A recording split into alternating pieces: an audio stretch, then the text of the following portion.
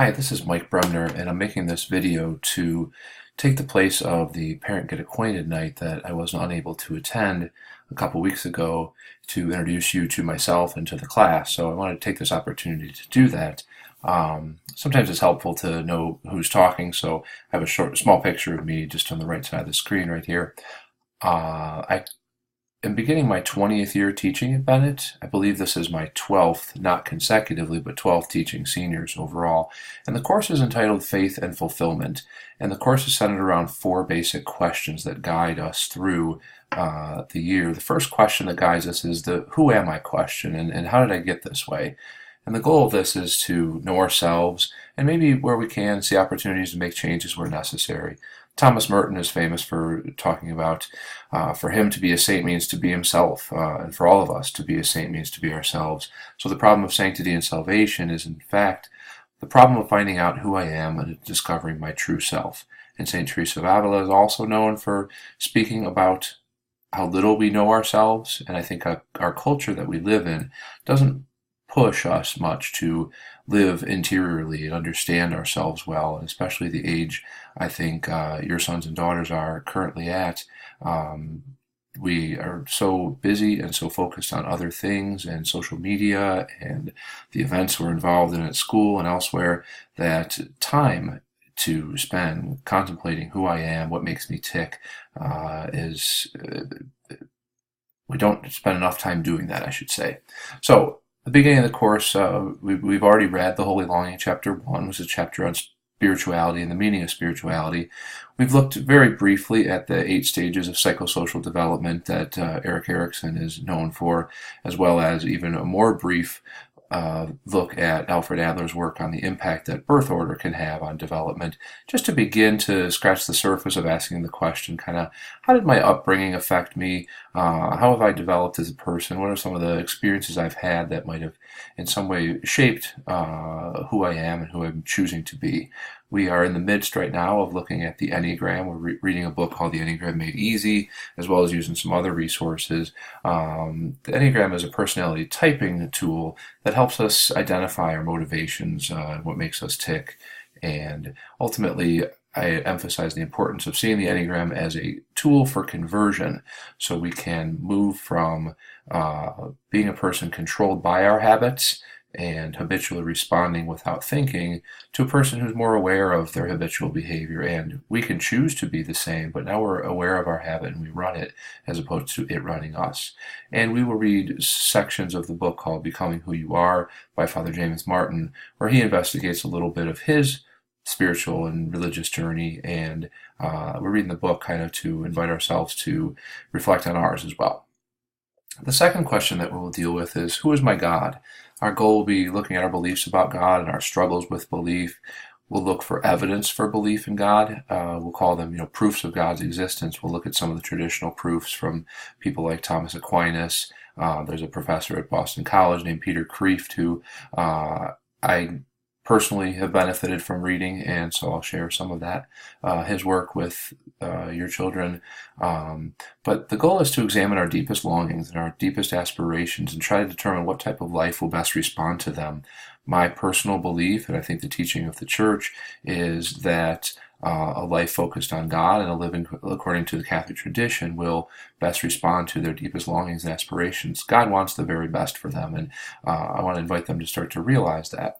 We'll also be looking at sections of the book called The Holy Longing that I'll make reference to a little later in this video in more detail. And finally, we'll read a book by Viktor Frankl called Man's Search for Meaning. Frankl is a psychiatrist who was trained in psychiatry even before he began time encamped in a prison camp during World War II.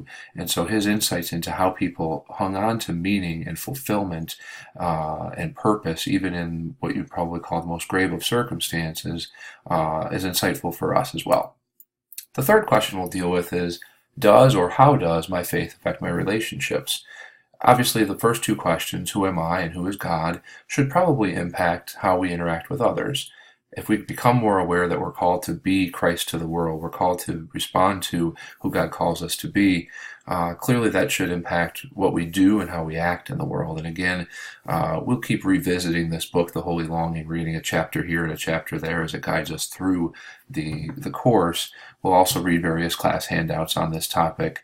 And we're going to read a book called Tattoos on the Heart, by a man named Gregory Boyle, a priest named Gregory Boyle, who has worked with inner city gangs in Los Angeles and has some great insights into redemption and wholeness. The final question that will guide us is what's next? In our culture, I think discussing death and dying is often taboo. And so we're going to take a look at what, if anything, follows this life, the Catholic teaching on this, the impact that we'll look at the impact that reality has on how we should live in the here and now. We're going to read a book by C.S. Lewis called The Great Divorce, which examines not so much what the afterlife might be like, but the decisions we are making in our lives and how they impact the choice we'll ultimately make, or our lives will reflect a choice at the end of our time or at the end of all time. We'll additionally read a book called Tuesdays with Morrie, which reflects on finding meaning in the little things, finding meaning, and as we look back on our lives, it's an interview with a man named Morrie Schwartz, who is dying of ALS, and the author meets with him each Tuesday for weeks on end, and really kind of gleans wisdom from Schwartz's life. So you have some understanding of assessments. We will have homework, and I will collect homework and grade it. That will be a portion of their grade. Tests and quizzes will account for a large portion of your children's grade. I will give quizzes that are both pop quizzes and announced quizzes. Pop quizzes are quick reading checks, basically. Did they do the reading from last night? Can they answer some simple questions about it? An announced quiz or a test would be a bigger quiz testing knowledge about recently covered material. We will do some written work, both journal and potentially more formal writing.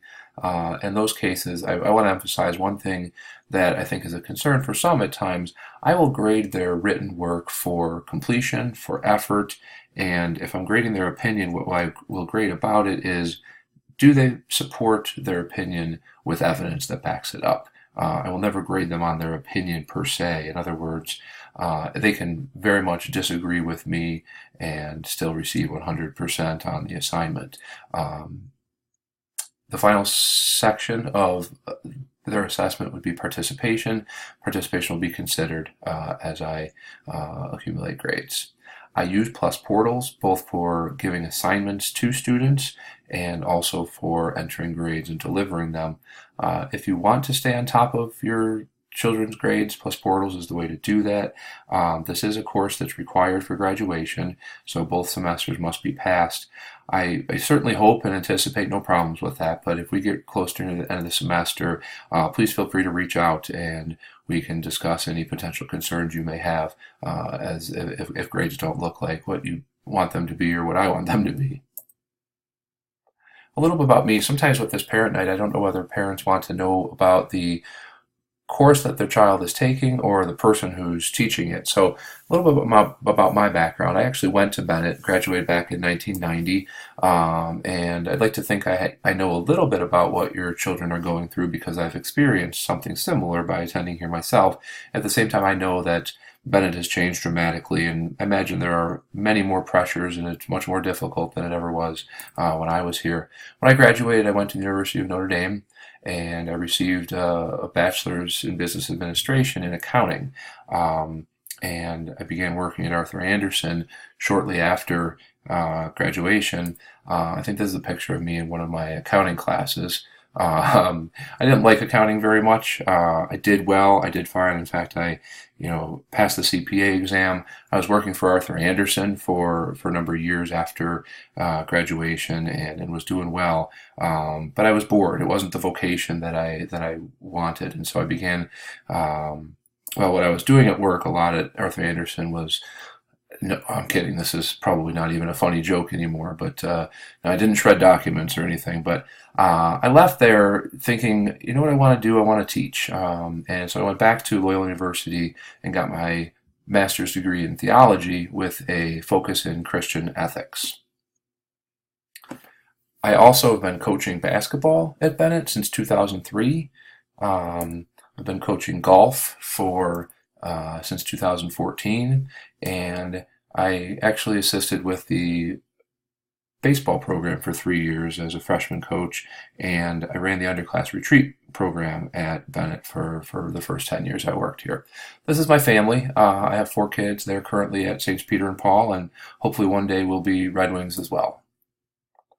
I wanted to share with you a letter that I received from a mom years ago when I was teaching this class. That I'll actually read it to you quickly because I believe it's an important letter to kind of emphasize a point I wanted to make. I don't know if it's going to come through on the screen real well here. So, dear Mr. Bremner, I've been meaning to write you since last November when Johnny was recovering from his shoulder surgery. He was trying to keep up with his schoolwork, but having taken painkillers, he was too sleepy to read. I read a chapter of The Holy Longing, and we talked about it. That was one of our connecting moments of senior year. I was intrigued and started to read the book for myself. What a great book. I think I got more out of it than Johnny, considering his limited life experiences. We had some good discussions about it throughout the year. Maybe you could recommend that parents read it when you give your overview during orientation. It's a book that can be read chapter by chapter and would provide fodder for many a night dinner conversation. Thank you for all you do to prod these teens and at least thinking about their spirituality. And I guess I wanted to emphasize that book, The Holy Longing, or any other book we read, I think are really good reads. And I think it'd be something that you may find interesting and might be connection points for you in the discussion with your kids. Certainly, I do believe that parents are the first and primary teachers of the faith. And this is really a last chance before most of them probably head off to college to motivate them, to challenge them, to engage with them. I certainly see my opportunity with them in the classroom in that way, and I imagine you probably feel similarly at home. Because before we know it, although they're Red Wings forever, they will be gone. How to reach me? I said I use Plus Portals to communicate with you. If you want to communicate with me, by far the best way would be through email at mbremner@bennett.org. I have my office phone number here to try to reach me, but honestly, I rarely check that. Email's a much better option. My free periods this year are 4th, 6th, and 9th periods, and I can be found usually in my classroom, J307, or the religion office. But if you want to stop by, please email first and let me know, and we can set up an appointment for a time to get together. Thanks so much. Soon they'll be off, so I'm excited for the opportunity this year to teach your son or daughter, and I apologize again for not being able to make it to the Parent Get Acquainted night. Take care. Thanks for giving me your time and watching the video.